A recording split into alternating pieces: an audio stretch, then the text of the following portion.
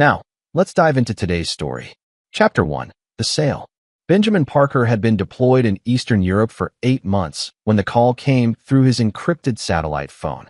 The voice on the other end belonged to Colonel Raymond Flynn, his commanding officer, but the tone was unlike anything Benjamin had heard in 15 years of black operations. "Parker, we have a problem. A big one." Benjamin set down his equipment maintenance kit in the cramped safe house outside Prague. Through the reinforced window, snow fell on the cobblestone streets below. "What kind of problem, sir?" "The kind that has the NSA, CIA, and half the Pentagon in full panic mode. Your laptop surfaced in a garage sale in Riverside, California yesterday." The words hit Benjamin like ice water. That laptop contained operational files from 3 classified missions spanning the last decade. Missions that officially never happened. Ghost operations in Syria, extraction details from Somalia, and most damaging of all, the complete dossier on Operation Silent Thunder, a deep-cover assassination program that could topple governments if exposed. "That's impossible, sir. My wife knows." "Your wife sold it to a college kid for $80, Parker. The kid tried to wipe the drive and triggered our embedded security protocols. Within 2 hours, we had NSA cyber crimes units surrounding your house." Benjamin's jaw clenched. Donna knew about his work, knew the laptop was classified. They'd had the conversation a dozen times about never touching his equipment.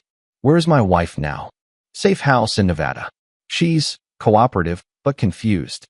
Keeps saying she thought it was just training documents."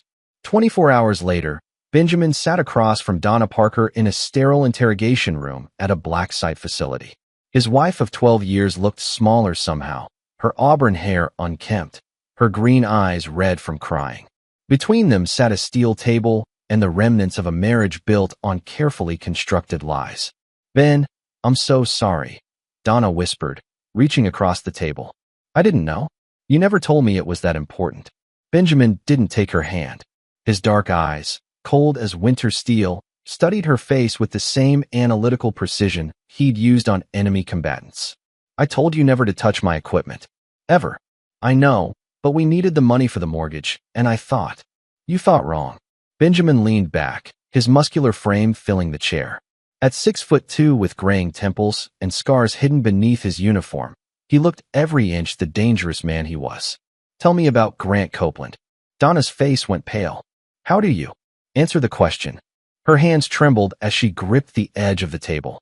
He's been helping me with the yard work while you're gone. The fence repairs, cleaning the gutters. For 3 months." Benjamin's voice carried no emotion. 3 months of yard work that included him spending the night twice a week. Donna's composure cracked. Tears streamed down her cheeks as she realized the extent of Benjamin's knowledge. "It wasn't supposed to happen. He was just there when I needed someone, and you're always gone, and I was lonely. And you thought my laptop would help fund your new relationship? No. God, no. I swear. Ben, I didn't know what was on there. Grant suggested selling some old electronics to help with bills, and I just grabbed the first thing I saw in your office." Benjamin stood slowly, his presence filling the small room. "Grant suggested it." The implications hung in the air between them. Benjamin had spent too many years in intelligence to believe in coincidences. A helpful neighbor who seduces a lonely military wife and then suggests selling classified equipment? The pattern was textbook foreign intelligence recruitment. "Tell me everything about Grant Copeland," Benjamin said, his voice carrying the same tone he'd used with captured enemy operatives. "And Donna? Don't lie to me again. You won't like what happens if you do." Chapter 2. The Investigation. The NSA briefing room buzzed with tension as Benjamin reviewed Grant Copeland's file. Agent Elena Chun, a sharp-eyed cybersecurity specialist, pulled up surveillance photos on the main screen. Grant Copeland, 34, divorced, works as a freelance IT consultant, Elena reported. "Moved to your neighborhood 6 months ago. Clean background check, but here's where it gets interesting." The screen showed financial records. "He's been making cash deposits every 2 weeks. Always under the reporting threshold, but consistent. No clear source of income to justify the amounts." Colonel Flynn leaned forward. "We ran his digital footprint. The man's a ghost before last year.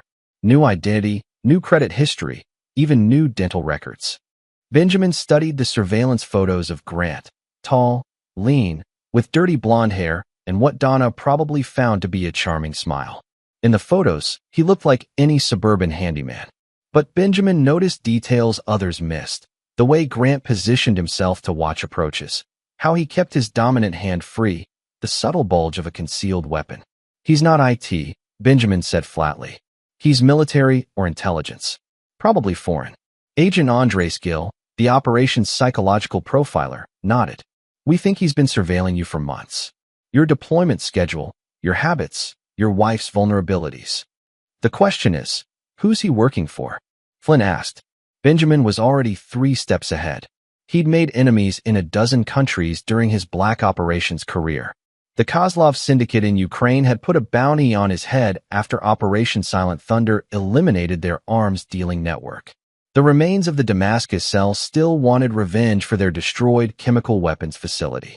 Run his biometrics against the Kozlov database, Benjamin instructed, and cross-reference with anyone who might have been in Damascus between 2019 and 2021.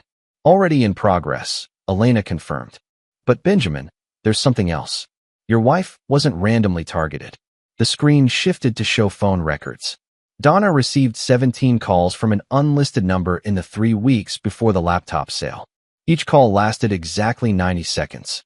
Benjamin's expression didn't change, but Elena recognized the deadly stillness that had made him legendary in special operations. She was coached. Someone told her exactly what to do and when to do it. The calls came from a burner phone purchased in Las Vegas, Gill added. Paid for with cash. But we tracked the phone's movement pattern. It was in your neighborhood during your last leave. The pieces clicked into place in Benjamin's mind. Grant wasn't just sleeping with his wife. He was running her as an asset. The affair was cover for espionage, and Donna was either a willing participant or a perfectly manipulated pawn. I want to talk to her again, Benjamin said. Alone. Benjamin, Flynn warned, she's still your wife. There are protocols. She's a security breach. Benjamin cut him off. And security breaches get handled. My way. That evening, Benjamin returned to the interrogation room where Donna waited. This time, he brought a tablet loaded with evidence. Photos of Grant entering and leaving their house.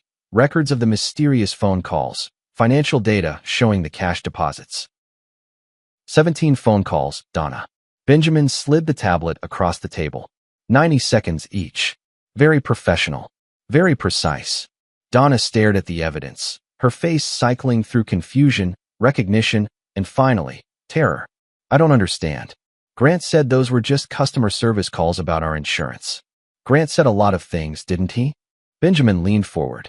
Tell me about the phone calls. What did the voice sound like? Foreign. Accent. Maybe Russian or something. He said he was calling about our policy, that there were benefits I didn't know about. Donna's voice became smaller. He asked about your schedule, your work, what kind of computer you used. Benjamin felt the familiar cold rage building in his chest. Donna had been played, but she'd also made choices. She'd chosen to trust a stranger over her husband's explicit warnings. She'd chosen to betray their marriage vows. She'd chosen to sell classified materials. Did Grant ever ask you about my work directly? He was curious about what you did overseas. I told him it was just training exercises and consultation work. Donna looked up with desperate eyes. Ben, I swear I didn't know. If I had known, I never would have. But you did know about us, Benjamin said quietly. You knew you were cheating on me with a stranger who moved in next door right after my deployment. You knew you were lying to me every time we talked. You knew you were taking money from someone to sell my property. The words hit Donna like physical blows. She began to sob, but Benjamin felt no sympathy. He'd seen too many operations compromised by weakness, too many good soldiers die because someone couldn't follow orders. Here's what's going to happen, Benjamin said, his voice carrying the weight of absolute authority. You're going to help me find Grant. You're going to help me understand exactly who's been pulling your strings. And then you're going to disappear from my life forever. Ben, please. No. Benjamin stood. There's no forgiveness for this, Donna. Not for the betrayal, not for the security breach, not for any of it. You chose him over me, chose lies over loyalty. Now you get to live with the consequences. As he walked toward the door, Donna called out desperately. What about our marriage? What about 12 years together? Benjamin paused without turning around. Those 12 years died the moment you decided I wasn't enough and my security clearance was worth $80. Chapter 3. The Hunter's Preparation. Grant Copeland's apartment was a study in operational security. When Benjamin and the tactical team breached the door at 0400 hours, they found exactly what he'd expected: multiple escape routes, a hidden safe containing 3 passports, and sophisticated surveillance equipment pointed at the Parker house 2 blocks away. "He's been watching your place for months," Agent Chin reported, scrolling through the surveillance footage on Grant's computer. "Every time you came home on leave, every time your wife left the house, every visitor you had." Benjamin examined the passports. Grant Morrison from Canada, George Kowalski from Poland, and finally, Grigory Kozlov from Ukraine. The last name made Benjamin's blood run cold. "Kozlov," Flynn muttered, reading over Benjamin's shoulder. "As in, Viktor Kozlov's nephew," Benjamin confirmed. "The arms dealer we eliminated in Operation Silent Thunder." This was never about random espionage. This was personal. The apartment revealed the scope of the operation. Financial records showed payments from a shell company in Kiev. Communication logs revealed contact with at least 6 other assets across military bases in California, Texas, and Virginia. Grant hadn't just been after Benjamin's laptop. He'd been building an entire spy network targeting special operations personnel. "He's been gone for 12 hours, Gil reported from the bedroom. "Left in a hurry, but tried to make it look planned. Clothes missing from the closet, but he left personal items that someone evacuating normally would take." Benjamin studied the surveillance setup. Multiple camera angles, sophisticated audio equipment, facial recognition software running on a dedicated server. "He didn't just seduce my wife for the laptop. He's been building a complete profile on me. My habits, my contacts, my operational patterns." Flynn activated his secure radio. "This is Code Black Protocol. All assets related to Operation Silent Thunder are now compromised. Initiate immediate protective measures for all personnel." But Benjamin was already thinking 3 moves ahead. Grant had vanished into the wind, probably with extraction assets already in place. Traditional law enforcement would never find him. The State Department would file diplomatic protests. The intelligence community would write reports and update security protocols. None of that would bring Benjamin the justice he wanted. "I need to see Donna again," Benjamin told Flynn. "And this time, I want complete operational authority." "Benjamin, you're too close to this. Let the professionals handle." "I am the professional." Benjamin's voice carried the quiet menace that had made enemy combatants talk in 3 different war zones. "Grant Kozlov made this personal when he turned my wife into an asset. He made it my operation when he stole classified materials that could get my men killed. And he sealed his fate when he thought he could disappear and live happily ever after." Flynn recognized the expression on Benjamin's face. He'd seen it before, right before Benjamin had single-handedly eliminated an entire terror cell in Mogadishu. "What do you need?" "Complete access to all surveillance data on Donna and Grant. Financial tracking authority. And most importantly," Benjamin's smile was colder than winter in Siberia, "I want them to think they got away with it." 6 hours later, Benjamin sat across from Donna in a different room, this one designed to look like a comfortable debriefing space rather than an interrogation chamber. Coffee, comfortable chairs, no recording equipment visible. "We found Grant's apartment," Benjamin said conversationally. "Turns out your boyfriend is actually Grigory Kozlov, a Ukrainian intelligence operative whose uncle I killed in Syria 3 years ago." Donna's face went white. "That's impossible. Grant's from Portland. He showed me pictures of his family, his ex-wife. All manufactured. Very professional work." Benjamin slid a tablet across the table, showing Grant's real identity. "He's been planning this operation for over a year. Moving into our neighborhood, studying my schedule, learning your vulnerabilities." "You're saying he never cared about me?" Donna's voice was barely a whisper. "I'm saying you were a means to an end. A way to get close to classified materials and compromise American operations." Benjamin leaned forward. "The question is, did you know?" "Know what?" "That's 17 phone calls from his handler. The precise timing of the laptop sale. The way you just happened to pick the most sensitive piece of equipment in the house." Benjamin's eyes never left her face. "Were you a victim, or were you a collaborator?" Donna stared at the evidence, her hands shaking. "I swear to God, Ben, I thought he loved me. I thought someone finally saw me as more than just a military wife waiting for her husband to come home. That's what they train operatives to make you feel. Benjamin's voice carried no sympathy. Grant is very good at his job. Unfortunately for him, I'm better at mine. What happens now? Benjamin stood, gathering the tablet. Now, you're going to help me find him. You're going to call him, tell him you're scared about the NSA investigation, and beg him to take you away from all this. And then, Benjamin's smile held no warmth. Then we're going to teach Grigory Kozlov why targeting American Special Operations personnel is a very bad idea. Chapter 4. The Bait. Donna's hands trembled as she held the untraceable phone Benjamin had given her. 3 days of preparation had led to this moment. Scripted conversations, emotional coaching, and psychological manipulation that would have impressed her former lover. Remember, Benjamin said, adjusting the recording equipment, you're terrified, desperate, and completely convinced that I've abandoned you. He needs to believe you're ready to run. Agent Chun monitored 3 different tracking systems, while Flynn coordinated with extraction teams positioned across the southwestern United States.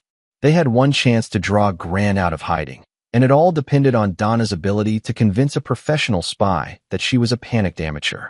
He might not answer, Donna whispered. It's been 4 days since he vanished.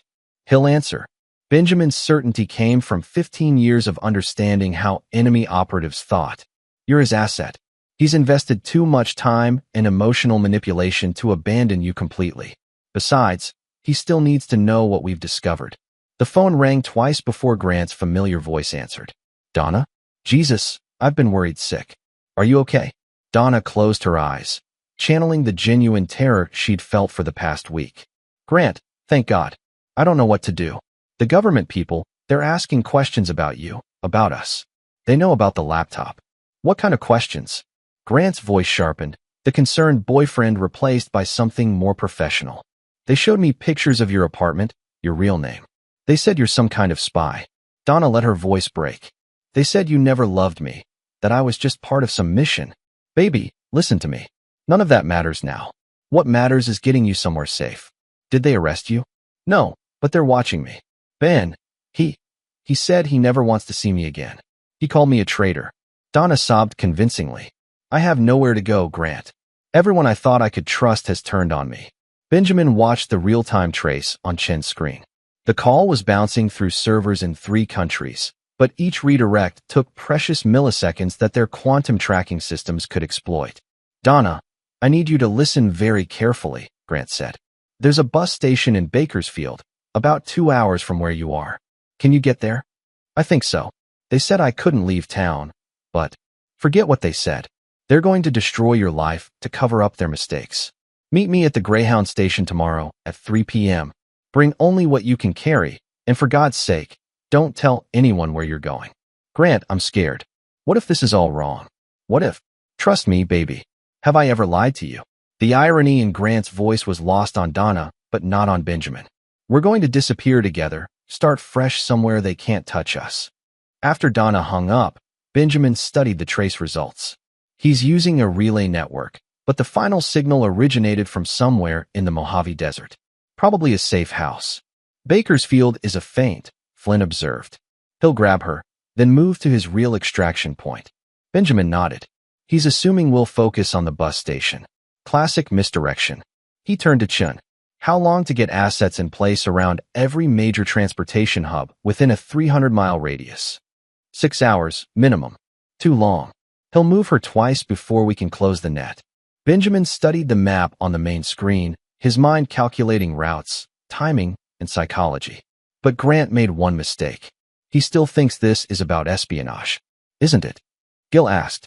Benjamin's smile was predatory. No. This stopped being about national security the moment he thought he could manipulate my wife and steal my property. Now it's about making sure he understands the consequences of that choice. Flynn recognized the tone. Benjamin, whatever you're planning, is completely deniable. Benjamin gathered his gear. Officially, I'm taking emergency leave to deal with my divorce. What happens during that leave is a private matter between me and the man who destroyed my marriage. You're going rogue? I'm going hunting. Chapter 5. The Trap. The Mojave Desert stretched endlessly under the blazing sun as Benjamin positioned himself on a rocky outcrop overlooking the abandoned mining facility Grant had chosen for his safe house. Through high-powered binoculars, he could see the converted trailer that served as operational headquarters, the disguised antenna array, and the 3 escape vehicles positioned at strategic intervals. Professional setup, Benjamin acknowledged. But Grant had made the same mistake many foreign operatives made on American soil. He'd underestimated the home field advantage. Benjamin had spent 36 hours tracking Grant's support network. The shell company that paid his salary traced back to a currency exchange in Las Vegas. The currency exchange was owned by a naturalized citizen named Victor Chun, no relation to Agent Elena Chun, who had 3 previous arrests for weapons trafficking. Victor Chun operated out of a pawn shop that specialized in untraceable electronics and modified vehicles. More importantly, Victor Chun owed money to some very unpleasant people in Los Angeles. Benjamin's phone buzzed with an encrypted message from Agent Gill. Donna en route to Bakersfield. Grant took the bait.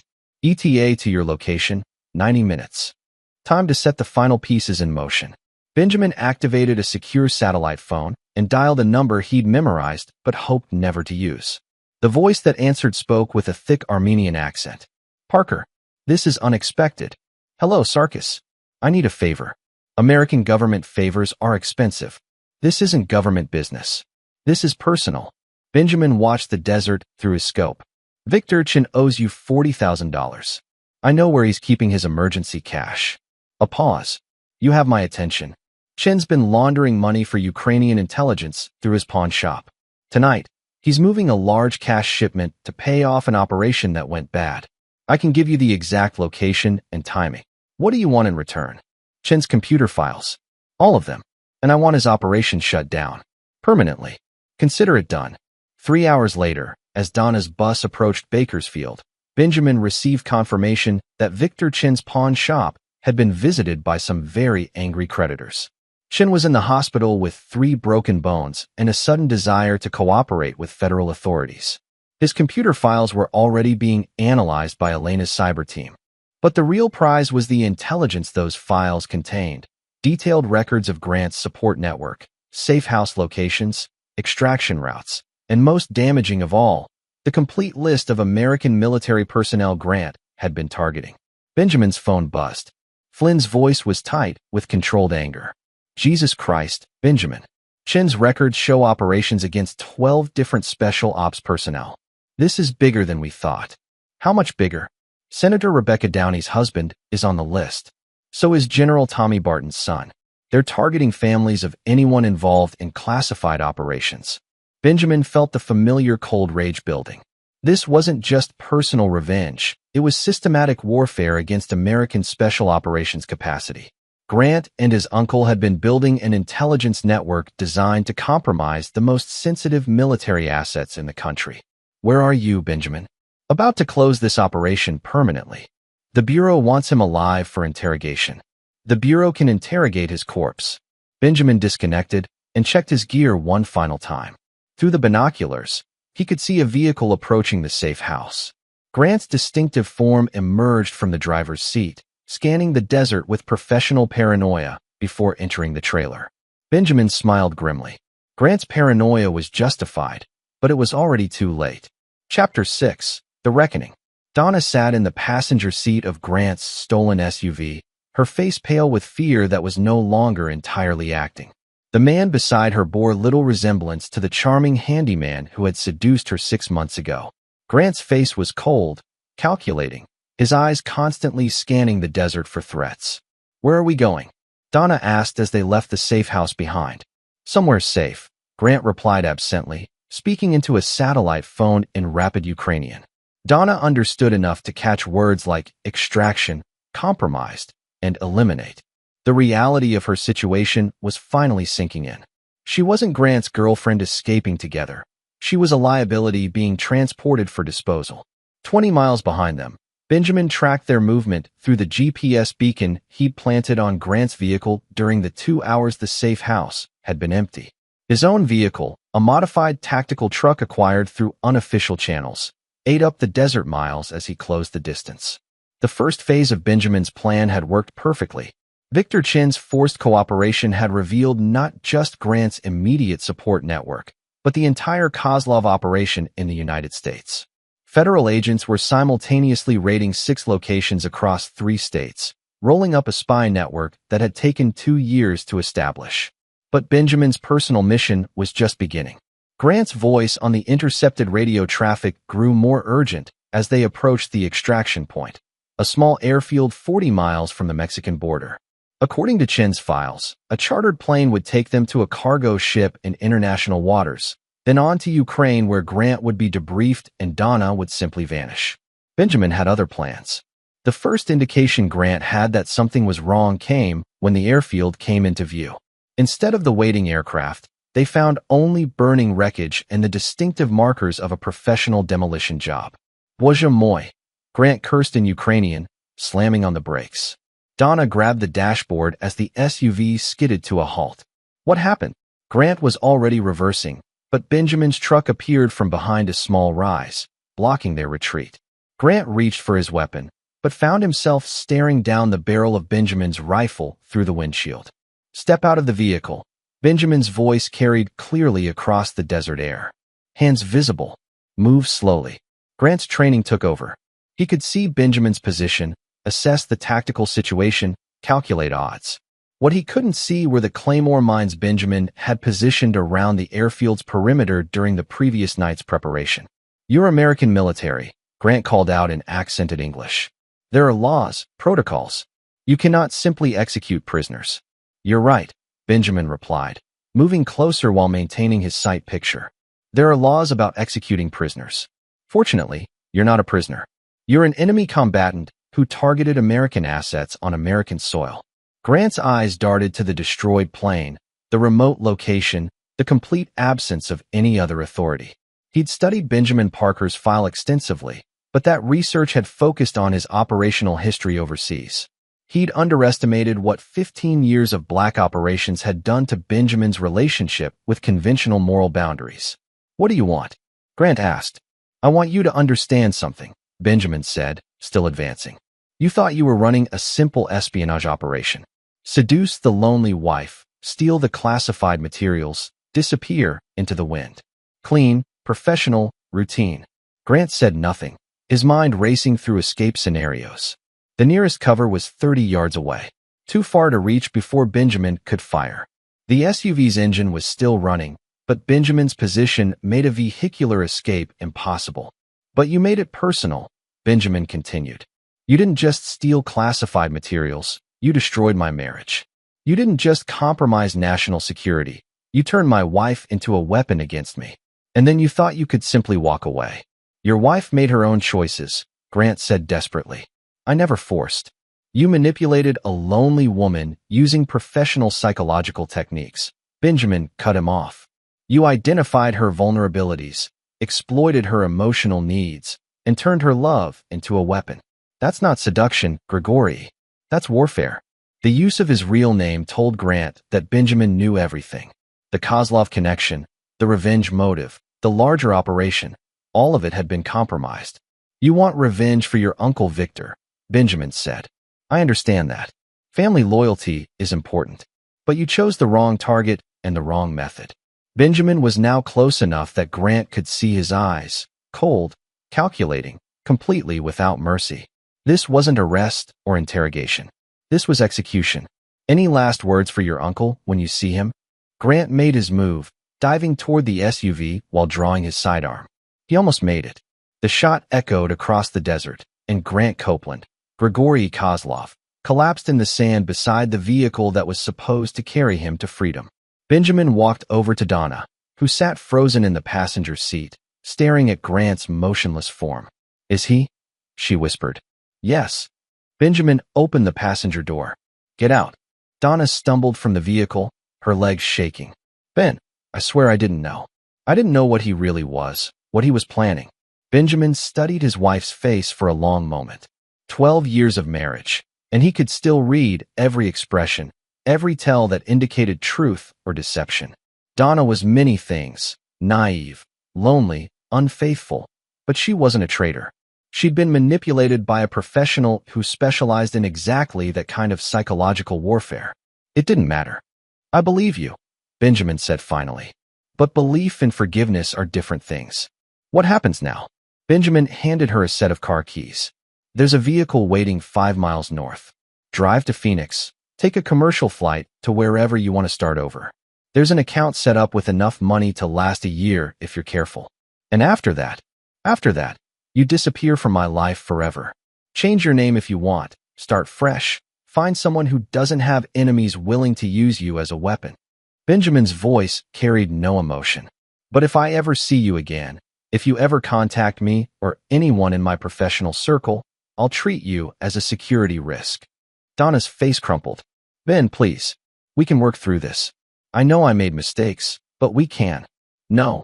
Benjamin's finality cut through her desperation. You chose him over me. You chose lies over loyalty. You chose to put my men at risk for $80 and a fake romance. Those aren't mistakes, Donna. Those are character revelations. As Donna walked into the desert toward her uncertain future, Benjamin's satellite phone buzzed with an encrypted message from Flynn. All Kozlov assets neutralized. Network eliminated. Operation complete. Benjamin typed back. Confirmed.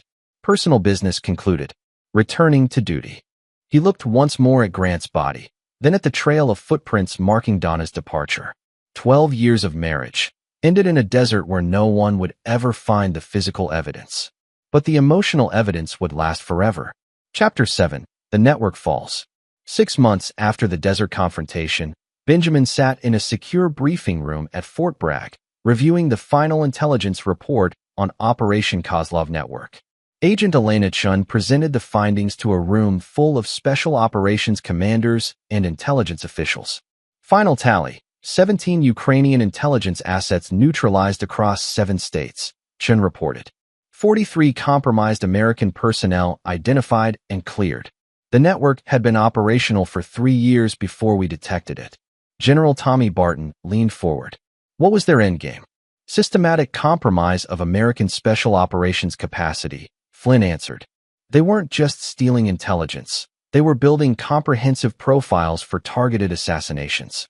Every asset they turned gave them access to operational schedules, deployment patterns, family vulnerabilities.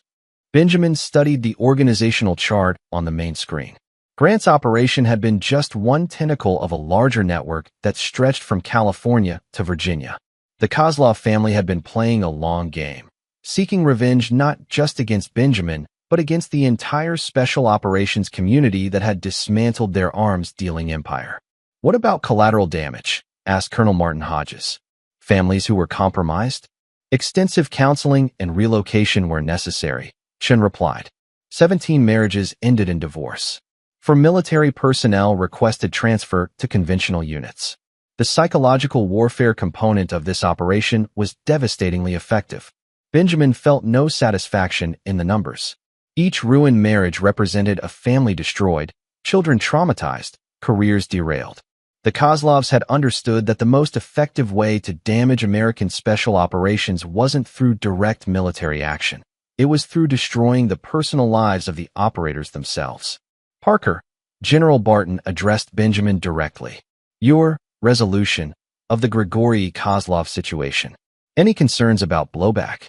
Benjamin met the general's gaze steadily. Grigory Kozlov died in a vehicle accident while attempting to flee federal authorities. The official report has been filed and confirmed by the State Department. The room understood. Sometimes official reports reflected operational necessities rather than literal truth, and sometimes those necessities included ensuring that foreign operatives who targeted American families didn't live to repeat the offense. What about your personal situation? Flynn asked quietly. Resolved.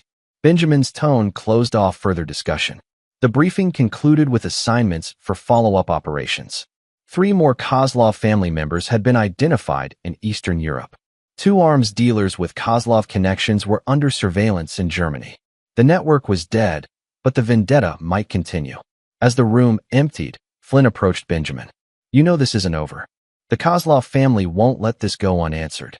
Let them come, Benjamin replied, gathering his files. But they should understand, I don't leave loose ends. Chapter 8. Ghosts and Consequences.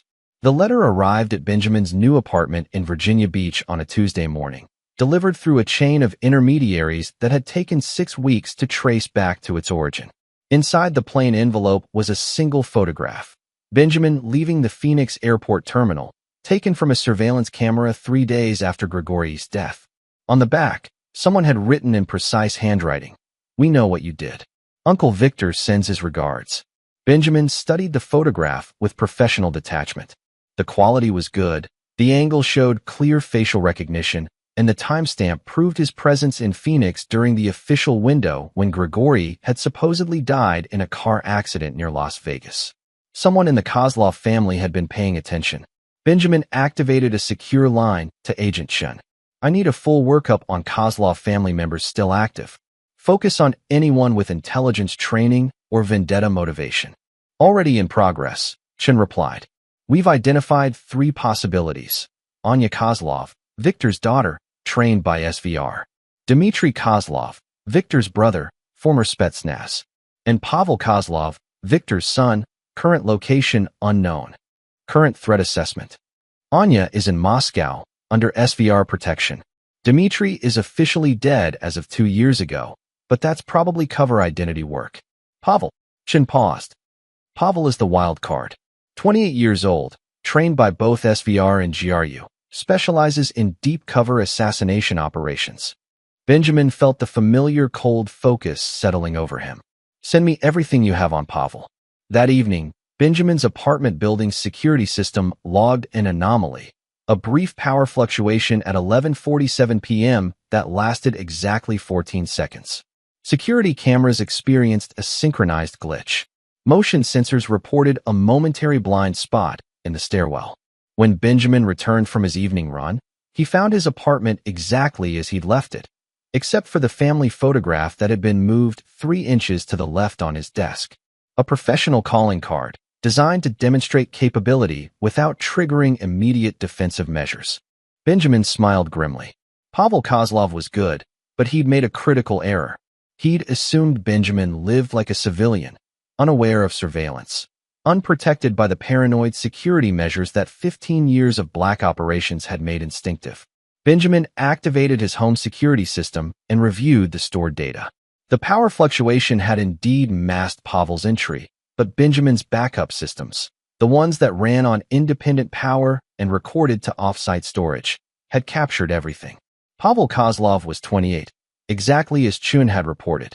Tall, lean, with the pale complexion of someone who spent too much time indoors. He moved like a predator, with the fluid economy of motion that marked elite military training.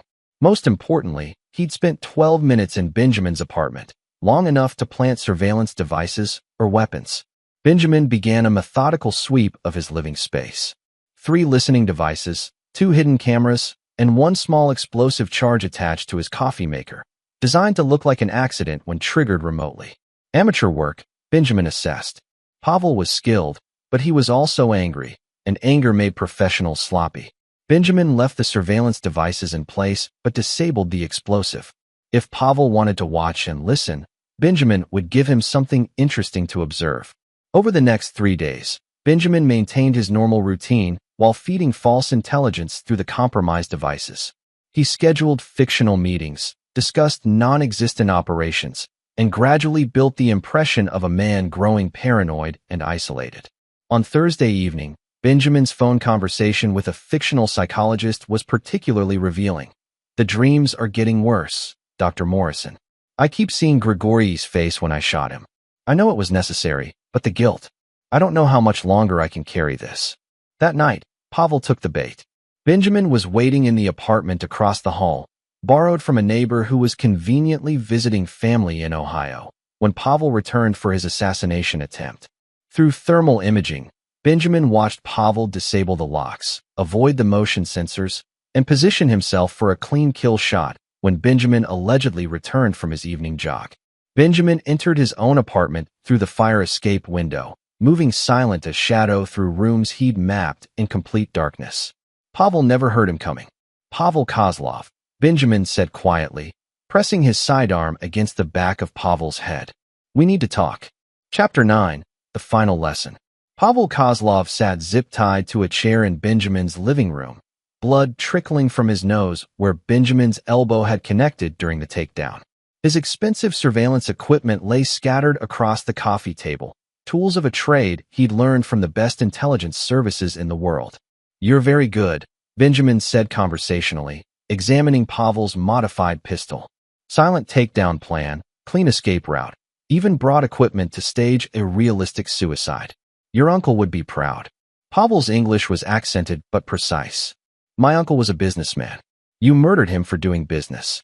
"Your uncle was an arms dealer who sold chemical weapons to terrorists," Benjamin corrected. "I eliminated him because he was a threat to American interests. Nothing personal." "And my cousin Grigory?" Benjamin's expression didn't change. "Grigory made it personal when he targeted my family. He got exactly what he deserved." Pavel tested his bonds, found them professionally secured, and settled back in the chair. "So what now? Another convenient accident? Another official report that covers your crimes?" "That depends," Benjamin said, taking a seat across from Pavel. "Do you understand why you lost?" Pavel's eyes flashed with anger. "I haven't lost. This is just. You lost the moment you walked into this apartment." Benjamin cut him off. "But more importantly, you lost the moment your family decided that revenge was more important than intelligence." Benjamin activated his tablet, showing Pavel surveillance footage from the past week. "You've been watching me for 6 days. Very thorough, very professional. But you never asked yourself the right question, which is, if I could eliminate Grigory in the middle of a federal operation, if I could make him vanish without leaving evidence, if I could destroy an entire spy network that took 3 years to build, what makes you think you're the first person to try revenge?" The tablet screen shifted to show photographs, 3 men and 1 woman, all bearing family resemblances to Pavel, all marked with red X's across their faces. Dmitry Kozlov, found dead in Prague 6 weeks ago. Officially a heart attack. Anya Kozlov, car accident in Berlin 4 weeks ago. Sergei Kozlov, Victor's brother-in-law, disappeared entirely 3 weeks ago. Benjamin set down the tablet. "You're the last one, Pavel." Pavel stared at the photographs, his face cycling through disbelief, recognition, and finally, terror. "You've been hunting us." "I've been cleaning house," Benjamin corrected. "Your family had a choice after Grigory's death. You could have accepted the loss, disappeared into whatever holes you came from, and lived the rest of your lives in obscurity. Instead, you chose to make this a blood feud. We chose family honor. You chose suicide." Benjamin's voice carried the flat certainty of absolute conviction. "Did you really think I'd sit passively while the Kozlov family planned my assassination? Did you think I'd wait for you to target my colleagues, my friends, anyone else who'd been involved in dismantling your uncle's operation?" Pavel was beginning to understand the scope of what he'd walked into. This wasn't a simple revenge killing. This was systematic eradication. "The moment Grigory targeted my wife, this stopped being about espionage and became about survival," Benjamin continued. "Not just my survival. The survival of every special operations asset who might be targeted by your family's need for vengeance. You can't kill us all. I already have." Benjamin stood, checking his watch. "You're the last living member of the Kozlov bloodline with both the motivation and capability to continue this vendetta. After tonight, the threat ends permanently." Pavel struggled against his restraints, but Benjamin's knots were as professional as everything else about him. "You're no better than us. You're a murderer hiding behind patriotic justification." "Maybe," Benjamin agreed. "But I'm a murderer who wins. Your uncle learned that. Grigory learned that. Your cousins learned that. And now you're learning that." Benjamin walked to the window, looking out at the Virginia Beach coastline. "Do you want to know the real difference between your family and me, Pavel? Tell me." You let emotion cloud your judgment. Victor got greedy and expanded into chemical weapons that attracted American attention. Grigory got personal and targeted families instead of just stealing intelligence. You got angry and came after me for revenge instead of cutting your losses. Benjamin turned back to Pavel. "I don't get emotional. I don't get greedy. I don't get personal. I identify threats and eliminate them with maximum efficiency and minimum collateral damage. What about your wife?" That wasn't emotional. For the first time, Pavel saw something flicker in Benjamin's eyes. Donna was collateral damage in Grigory's operation. She made choices that put her in the crossfire. I eliminated the threat and removed the liability. Clean, professional, final. You feel nothing for her betrayal? Benjamin considered the question for a long moment. I feel nothing for her, period. She stopped being my wife the moment she chose to betray me. After that, she was just another security risk to be managed. Pavel realized he was looking at something beyond simple professionalism. Benjamin Parker had systematically eliminated every trace of emotional vulnerability that could be used against him. He'd become something that couldn't be manipulated, threatened, or deterred by conventional means. You're a monster, Pavel whispered. I'm a survivor, Benjamin corrected. And more importantly, I'm the last man standing in a war your family started but couldn't finish. Benjamin checked his equipment one final time. Any last words for your uncle when you see him? Pavel straightened in his chair, finding some final reserve of family pride. Tell him we died with honor. I'll tell him you died exactly as stupidly as the rest of your family, Benjamin replied. The shot was clean, professional, and final. 12 hours later, the official report would list Pavel Kozlov's death as a suicide, brought on by grief over his cousin's accidental death and the destruction of his family's business empire. The note, written in Pavel's own handwriting, obtained from earlier surveillance, expressed remorse for his family's involvement in international arms dealing and a desire to end the cycle of violence. Benjamin read the report while sitting in Colonel Flynn's office, officially debriefing on the successful conclusion of the Kozlov investigation. How do you feel about it being over? Flynn asked. Benjamin considered the question seriously. Grigory was dead. Donna was somewhere in the American Southwest, living under a new identity with enough money to start fresh. The entire Kozlov family line had been terminated. The spy network that had targeted American Special Operations personnel was eliminated. I don't feel anything, Benjamin said finally.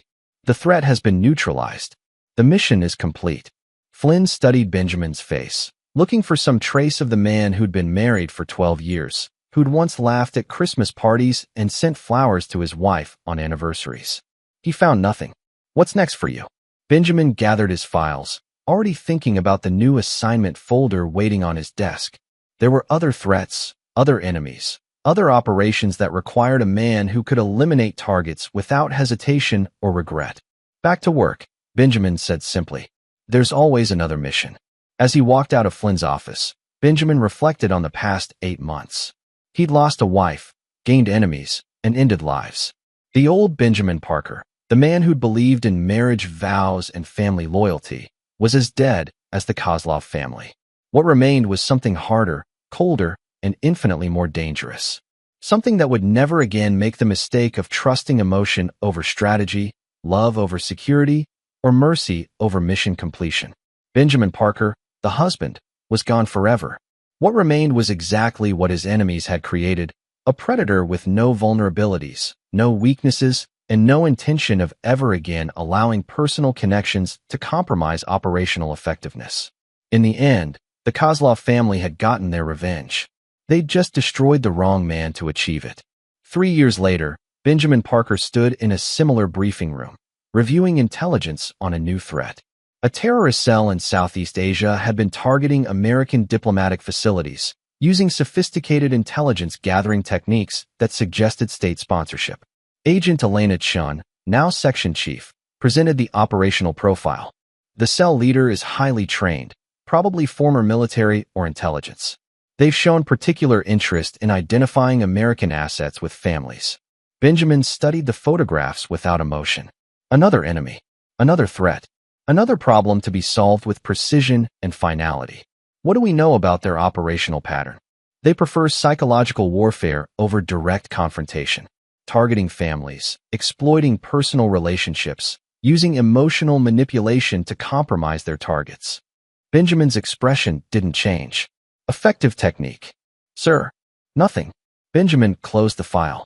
When do we deploy? As Chin outlined the mission timeline, Benjamin thought briefly about Donna. He'd received one report, 18 months ago, that she'd married an insurance salesman in Colorado. She'd taken his name, started a new life, apparently found the stability she'd claimed to want. He felt nothing about the news. No anger, no regret, no satisfaction. She was simply irrelevant data about a terminated operation. Any questions, sir? Chin asked. Benjamin stood, already planning the first phase of the new mission. No questions. Let's go to work. Outside the briefing room, new intelligence officers traded stories about Benjamin Parker's legendary efficiency. They spoke of perfect mission records, zero operational compromises, and an almost supernatural ability to predict and neutralize enemy actions. None of them knew about Donna or the Kozlov family. None of them understood that they were working with a man who'd systematically eliminated every potential vulnerability from his psychological profile. They saw only what remained: the perfect special operations asset, immune to compromise, incapable of hesitation, and absolutely ruthless in protecting American interests. Benjamin Parker walked down the corridor toward his next mission, leaving no trace of the man who'd once sent flowers on anniversaries and believed that love could survive anything. That man was dead, buried in a desert alongside Grant Copeland and any possibility of redemption. What remained was exactly what America's enemies deserved: a predator who would never again make the mistake of having anything left to lose.